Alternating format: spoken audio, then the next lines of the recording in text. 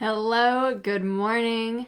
Have you ever thought to yourself, especially during COVID, that you're a little grateful that you don't have to go out and socialize as much as you used to before? Or maybe you're taking a break from alcohol and you realize that a lot of the events that you used to attend, or the parties or the situations you used to find yourself in socially, just aren't as fun anymore.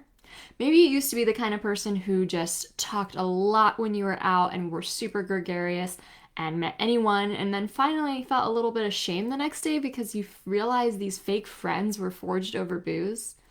Well, my friend, it's a very, very typical phenomenon for many people to realize that as much as they believe they were extroverts before when they were drinkers, as they go alcohol free, they realize they actually think that they're more introverts. Introversion is one of those personality types that's super misconstrued in our society. Our society makes it seem that introverts are super shy and that they don't like to socialize with people and that they are quiet, all these kinds of things.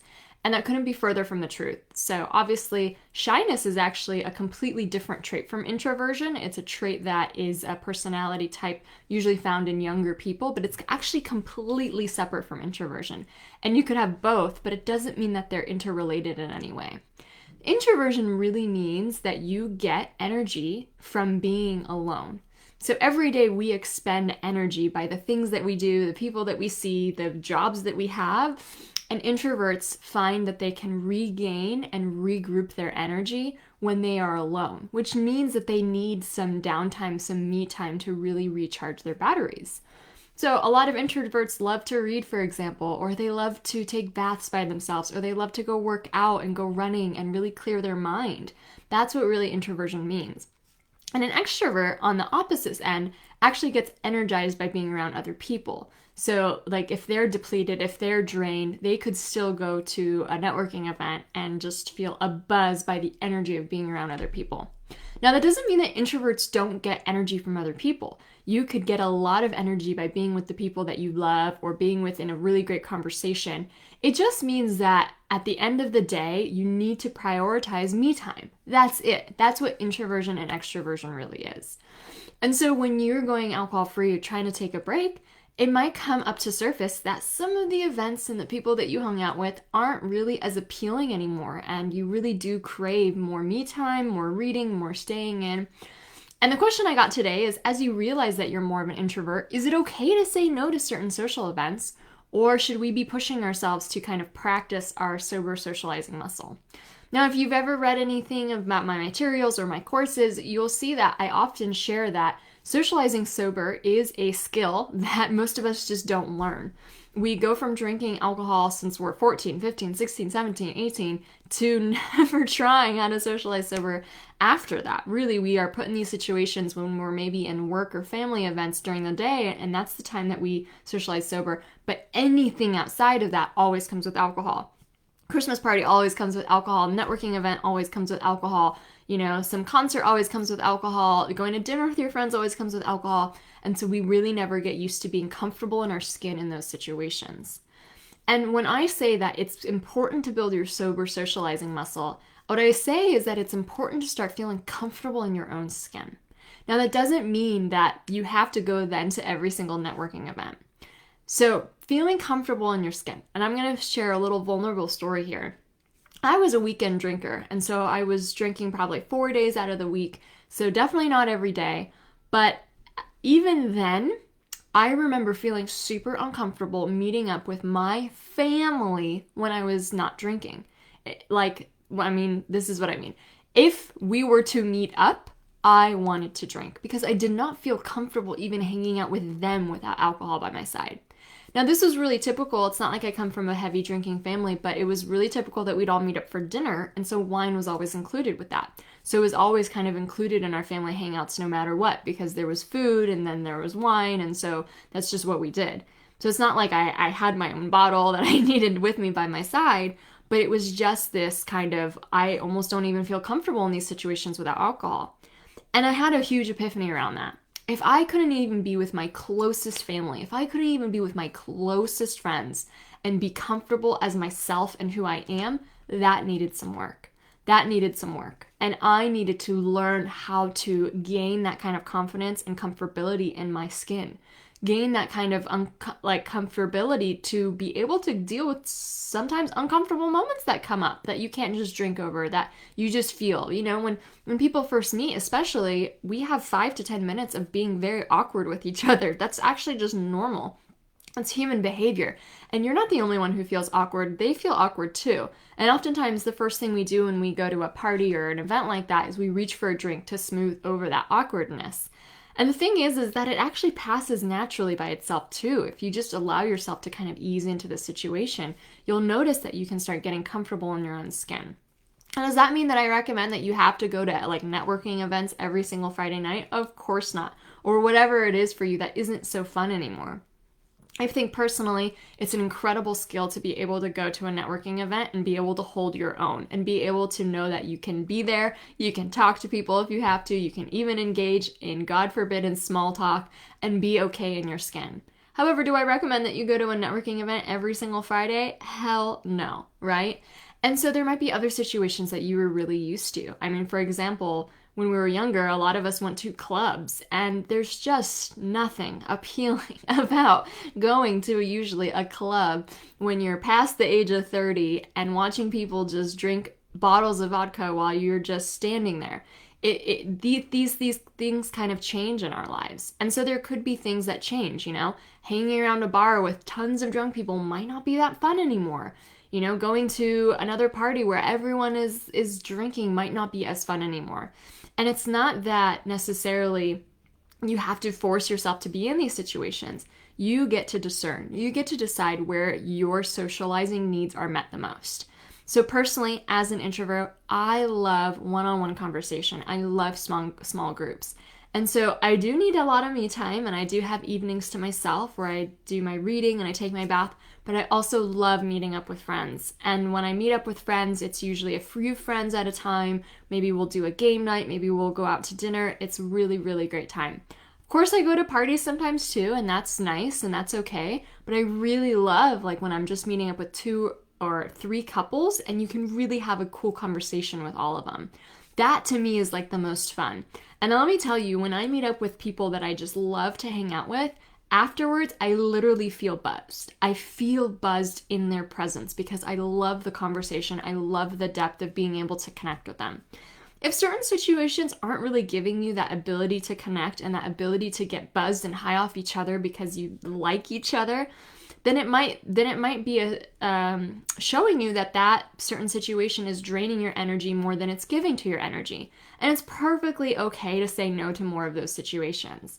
So I had a client who used to say yes to everything. Everything. It was her niece's birthday party. It was her coworker's anniversary. It was this. It was just her calendar was always filled every single weekend with some event. And it wasn't until she took a break from alcohol and kind of COVID mixed in with there too to halt all of those events, that she realized that she doesn't have to keep saying yes to everything, that she doesn't actually enjoy herself going to every single, birthday or whatever event of all of her extended network, and that she wanted to decide how she spent her time on the weekends. And to her, the best time she could spend was with her family, with her child, and with her dearest, dearest friends. So she started making boundaries in her life. Obviously, COVID really helped because she was able to, there were just no events happening. And even if people did invite her, she was able to use that as an excuse. But it really helped show her what she really enjoyed and what she didn't enjoy. And before, she was kind of surprised because before she really just didn't know. She thought that this is just what you're supposed to do. When someone invites you to something, you're just supposed to say yes and you have to go. Well, you do not have to, right? And if it's not the kind of event or place that really lifts you up and gives you that immediate connection that we're looking for, then it's perfectly okay to say no. The point of socializing is to make connections with people. Humans are meant to bond and to connect. And the thing is that not all social events are orchestrated around that and allow for that kind of connection. So it's usually that we don't like events that don't allow us to connect deeply with another person. And it actually can feel very isolating. If you've ever been in a big group of people and everybody's just engaging in small talk and you have to small talk and everyone's talking about the weather, that can actually feel really, really isolating. It's isolating because we're all alone in our own vulnerabilities of, wanting to connect and wanting to make deeper connections, but still being stuck in kind of the formalities and practicalities and really not getting to know each other as people. So there's a reason why those kind of events are draining. You can also start choosing the kind of social events that feed you based on common interests. So let me tell you this. I regularly join group coaching and mastermind groups. I do this with women who are looking to grow themselves and live the most happy, abundant lives. So last time I joined a mastermind, we actually had a dinner together. And there was a part of me that was like, oh no, I'm going to sit down with like 5-6 women that I've never met, and we have to sit through a whole dinner. And I just wasn't sure what was going to happen because, usually when you sit down with 5 to 6 people you've never met for dinner, it's a lot of small talk. It's a lot of superficiality, and it's a lot of just like the evening taking forever because it's really not that fun because everyone's just trying to keep up these kind of false appearances and not really engage in anything meaningful. But to my surprise, this dinner was one of the best dinners I ever went to. We immediately went really, really deep into our lives. We went deep into, I remember talking about my birth story with them, and they were sharing about their relationships with their mothers and their, relationships with their businesses and wanting to grow their businesses. And it just was such an eye-opening experience about like, wow, like when women sit together and actually talk about the things that matter to us, that's what socializing really can look like. And that's what really fuels me. I just made such a decision at that point that that's the kind of connection I want in my life. And that I'm going to search out groups of people who offer me that. So if other groups of people aren't offering you that, it's really smart to get intentional about the kind of people that you're looking to make new connections with. So for example, for me, this used to look like going to a lot of alcohol-free meetups. Because immediately, like, you would sit down, you would meet someone even brand new, and you could just gush about alcohol-free living, or you could commiserate about the ways that things used to be. It was such a strong bond, so quickly, without any of the small talk, without any of the superficiality. It's also, I loved, as I kept growing in my entrepreneur and as a coach, I love to bond with women who are just super growth-oriented entrepreneurs themselves and are looking for not only growth in their life from a like success standpoint, but a spiritual growth, like a spiritual calling and a desire to find deeper meaning and purpose in their lives. Those are my people, right? And when you sit down with those kind of people, they don't fool around with small talk or superficiality. They don't tell you like the latest thing about, what happened at the office or just stupid little things like that are so draining for us because we're not really connecting with other people. That's oftentimes why we feel drained from social events, is because there's a lack of true connection. And if that kind of social event is orchestrated over just being, it's great. You're gonna want to become comfortable hanging out with your family and your dearest friends. And I think it's important to start pushing yourself out of your comfort zone when it comes like that. But maybe the family reunion with 150 cousins is just like not your cup of tea. And that doesn't even have to be the difference between going alcohol free or not. That literally could be the difference between becoming an adult person who has bigger boundaries and more consideration about how they spend their energy in their life and what they say yes to. So, boundaries are a huge issue, and boundaries are often this thing that we feel bad when we say no to something. And it's like the most growth-oriented people, the most respected people out there, the most successful people out there, the most generous and loving and kind and giving people out there have really high boundaries, because there's only one way that you can love so much and give so much is if you ensure that you can conserve your own energy. If you're always saying yes to everything and going to every, thing that doesn't serve you, then it might not be serving you to be able to give back at the end of the day. Think of someone like Oprah. You think she says yes to every invitation that comes, through her door? Of course not, right? She has pretty high boundaries. I'm thinking also of Rachel Hollis, who actually publicly has said, like, she doesn't do family reunions anymore. She doesn't do these huge, big things that are very, very superficial and just not how she wants to spend her time. She wants to spend her time with her family, like her dear family, not all of these extended cousins that are just really judgmental about her and her lifestyle. So you always have permission to choose what kind of social events you engage in. And I think it's really discerning to realize that when you go from putting up with, I mean, the kind of conversations people have when they're drinking, I remember being louder. I remember being more obnoxious. I remember repeating myself. I remember, there's just so much of that going on. And it's okay because everyone's buzzed, so they don't recognize how superficial it really is. But when you go alcohol free, you start noticing like this is all really fake. And that's what usually tugs at our hearts to want more deeper connection and probably want more me time. Because if it's not going to be the real form of connection, we just rather not. So my 2 suggestions are for you is absolutely prioritize your me time. Absolutely, focus on the events that make you feel connected with other people, that actually give you that sense of social connection and a deepened relationship with people. And of course, if you want to focus on first your family and your deep friends that you want to cultivate stronger relationships, that's where I would focus. You might also want to look for other like-minded people that share your interests in either growth or alcohol-free living or whatever it is to live their best lives. And you might find that it's often way more connecting because you guys can be vulnerable and deep right away instead of dealing with the superficialities of life. It's also, like I said, okay to say no, and it's okay to kind of push your boundaries and do a mix of things, Like sometimes I can feel really proud of myself after I do something that it doesn't sound fun in the morning, right? I'm like, oh, I don't want to do that, but then I do it and I feel better. So it's always this great balance of just knowing who you are, what really fuels you, and what really gives you that sense of social connection. I never ever use the word addiction because I feel that literally humans are all addicted to something and it almost like pathologizes like one set of people over another.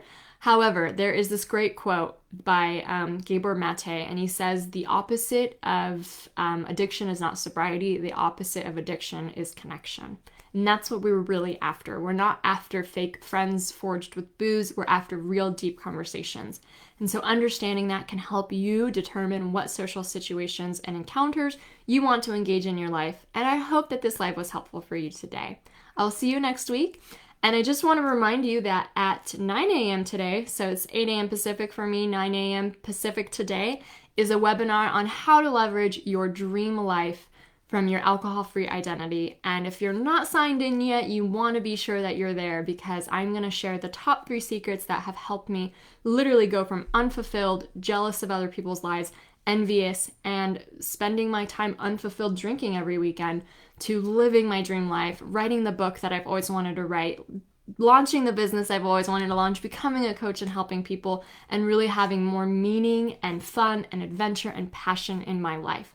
So if you're not signed up yet, be sure to sign up. It starts at 9 a.m. That's in 40 minutes. So I can't wait to see you there. And I hope you have a great rest of your day. Have a lovely Wednesday.